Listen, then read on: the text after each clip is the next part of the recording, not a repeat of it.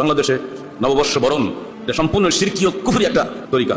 এই রীতি কোশ্চিনকালে মুসলমানরা পালন করতে পারে না। কতদিন পর্যন্ত কিয়ামত হবে না, যতদিন না আমার উম্মতের একদল মানুষ, একদল নয় অনেক দল, কাবাইল, যারা মিলে যাবে বিল মুশরিকিন, মুশরিকদের সাথে। এটা হাদিসের কথা। আর কোরআনের কথা হচ্ছে কি, আকতারুহুম বিল্লাহি ইল্লা ওয়া হুম মুশরিকুন। অধিকাংশ মুমিন হলেও তারা শিরক করে। কোরআনে এবং হাদিসে মিলে যাচ্ছে। ঈমান আনার পরেও তারা শিরক করে এবং শিরক করবে। যতদিন তারা মুশরিকদের সঙ্গে মিশে না যাবে ততদিন পর্যন্ত কিয়ামত হবে না। এবার আসুন নিজেদের দিকে তাকাই। আমরা যত সংস্কৃতির নাম করে, রাজনীতির নাম করে, ধর্মের নাম করে যতগুলো রীতি পদ্ধতি আমরা চালু করেছি, এই সবগুলো আল্লাহ রসুলের আমলের যে দিন ছিল সেই দিনের সঙ্গে মিলে কি, এটা আমাদের বিচার করতে হবে। হিসাব নিকাশহীন, চিন্তা ভাবনাহীন মানুষের কোনো গুরুত্ব নাই আল্লাহর কাছে। একটা জিনিস চললো আর আপনি শুরু করে দিলেন, এটা হবে না। কারণ আপনি মুসলমান, আপনার নিজস্ব রীতি পদ্ধতি আছে, আল্লাহ দেওয়া শাশ্বত রীতি পদ্ধতি, এটার মধ্যে কল্যাণ নিহিত আছে। এর বাইরে সব জায়গায় অকল্যাণ। যতগুলো আছে রীতি পদ্ধতি, প্রতিটি সময় আমরা দু একটা করে বলি। এখন যেহেতু আগামীকালই নববর্ষের মিছিল শুরু হয়ে যাবে, আর ইতিমধ্যে দেখতে পাচ্ছি রাজশাহী মার্কেটে ঢোকার ভয় নেই।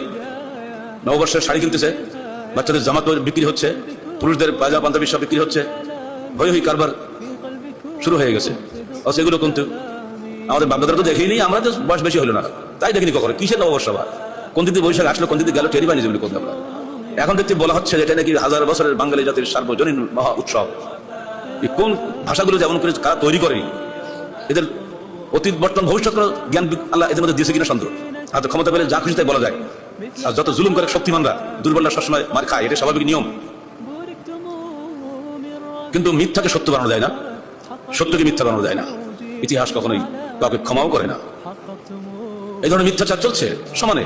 জ্ঞানী, সুশীল, এসব নামধারী মানুষের মুখ দিয়ে জবান দেওয়ার হামেশা আমরা শুনছি, দেখছি, লিখিতভাবে পড়ছি। আসল সত্য কোথায়, এটা আমাদের তুলে ধরা কর্তব্য। বাংলাদেশে নববর্ষ বরণ এটা সম্পূর্ণ শিরকি ও কুফরি একটা তরিকা। এই রীতি কোশ্চিনকালে মুসলমানরা পালন করতে পারে না। কিন্তু মুসলমানদের নির্বাচিত সরকারগুলো করাচ্ছেন। মুসলমান নামধারী প্রফেসররা, তথাকথিত জ্ঞানী মনীষীরা এগুলো লিখছেন, টকশোতে বলছেন। এরপরেও আমরা পরিষ্কারভাবে প্রতিবাদ করছি। এই সমস্ত বেহায়পনা, অন ইসলামী সংস্কৃতি, এগুলো সংস্কৃতি নয়, বেহায়পনা, ফালতু কাজ। ধর্ষণকে যারা সংস্কৃতি বলে, তাদের জবানে আর কোনো কিছু বাকি থাকে? জাহাঙ্গীরনগর বিশ্ববিদ্যালয়ে কতগুলো ছেলে 100 মেয়েকে ধর্ষণ করেছে, তাই পত্রিকায় ফেলাও করে আসছে, ধর্ষণের সেঞ্চুরি করেছে একটা ছেলে। কত বেহায় হলেই পত্রিকাওয়ালারা এগুলো লিখতে পারে। যারা লেখে তাদের কলমও আটকায় না, যারা বলে তারা তো আরো নোংরা। এগুলো সংস্কৃতি নয়, এগুলো অপসংস্কৃতি। সংস্কৃতির হিসাবেই আসে না। সংস্কৃতি হলো মানুষের হৃদয়ের অনুশীলিত কৃষ্টির পরিশীলিত বাহ্যিক রূপকে সংস্কৃতি বলা হয়। এটা কোনো পরিশীলিত কৃষ্টি নয়, এটা অসভ্য, এটা পশুত্বের বিষয়টিকে যদি কেউ সংস্কৃতি বলে, সংস্কৃতির বদনাম করা হয়। এটা কখনোই সংস্কৃতি নয়। দিবস পালন ইসলামে নাই।